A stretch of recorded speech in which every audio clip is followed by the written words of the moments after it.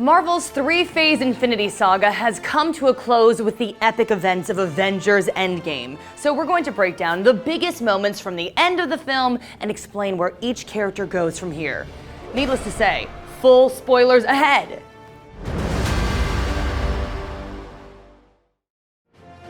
Let's pick up from the moment where Hulk snaps the Vanish back to life, which leads to past Thanos attacking the Avengers. A lot goes down during this fight, but one of the most significant moments is Captain America finally lifting Thor's hammer. He could barely make it budge in Age of Ultron, so what changed? The going theory is that Cap could not lift the hammer then because he was still holding on to the secret that Bucky killed Tony's parents. But with Cap confessing in Civil War, he's now worthy to pick it up.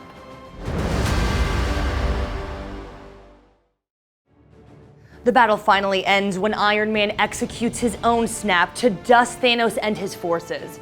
Unfortunately, using the stones takes a heavy toll, and Tony Stark dies from his wounds. Later, at Tony's funeral, we see all of the heroes and everyone important to Tony's life in attendance, including Harley Keener, the little boy from Iron Man 3, now a teenager. Tony is survived by young Morgan Stark, who certainly has inherited her father's penchant for snarky comebacks and bucking authority. There's a Morgan Stark in the comics, but it's an adult man. Tony's jealous cousin, hell-bent on stealing the family company out from under him. Suffice to say, it looks like the MCU's Morgan Stark will chart her own path, and who knows, maybe one day wear the armor like her dear old dad. As for Thor, he names Valkyrie the ruler of New Asgard on Earth and joins the crew of the Guardians of the Galaxy. Thor jokingly calls the team the Asgardians of the Galaxy, but that's actually the title of a real comic book. It has a completely different cast, but it also follows a group of space-faring Marvel characters. It wouldn't surprise us to see Chris Hemsworth continue to play Thor as a main character in Guardians of the Galaxy Volume 3. We glimpse Peter Quill scanning for what appears to be the 2014 version of GAMORA. It looks like the GAMORA killed by Thanos in exchange for the Soul Stone is truly gone, just like Black Widow. As the Hulk explained, apparently not even the Infinity Gauntlet can bring back someone who died in that way. Perhaps Guardians 3 will feature a quest to track down this past version of GAMORA. As we all remember, Captain America, the first Avenger, ended with Steve telling Peggy Carter, "You're gonna need a rain check on that dance." Now, after all these years, Steve is finally able to make good on his promise by going back in time to live out his life naturally with Peggy. Yes, this whole timey-wimey nature of the plot makes this hard to comprehend, but the end result is that Steve is alive in the present as a senior citizen, fully content with having lived a long life with Peggy. Except probably for the 2 weeks he had to sleep on the couch after offhandedly mentioning he made out with her great niece. Ooh, drama.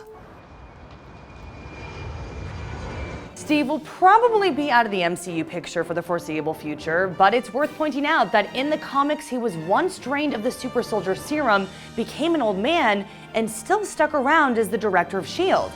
He even became Captain America once more when he was rejuvenated with the Cosmic Cube. So there's a precedent for how Steve could return to youthful active duty somewhere down the line. Steve's final gesture is to hand over the shield to his winged crime-fighting partner, Sam Wilson, who has also taken up the mantle of Captain America in the comics. Bucky served as Captain America for a time in the comics as well, but it's clear he approves of the shield going to Falcon in the movie. The new Disney Plus streaming service will feature a show called Falcon and Winter Soldier, so perhaps the story will see them both trying to continue the legacy of Captain America. That way, we could get a chance to see them both wield the shield over the course of the series. Speaking of Disney Plus, Hawkeye's adventures will also continue in a new show. Now that he's got his family back, he'll be passing on the ways of the bow to a new Hawkeye named Kate Bishop.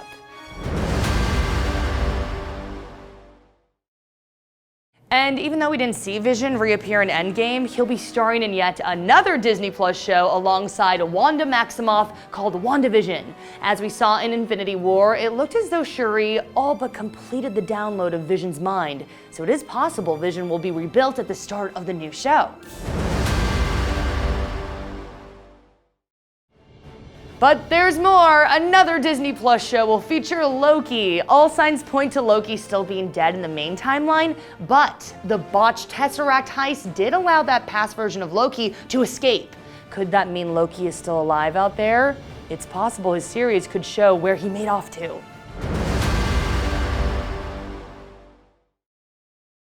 Now, there's not a Disney Plus show or movie announced for the Young Avengers, but we couldn't help but notice the stage is set for them to make their MCU debut. With Cassie Lang now a teen, she can suit up as the size-changing hero Stature, and Kate Bishop has also been one of their number. So it would not be hard to introduce the rest of the gang to get the full team up and running.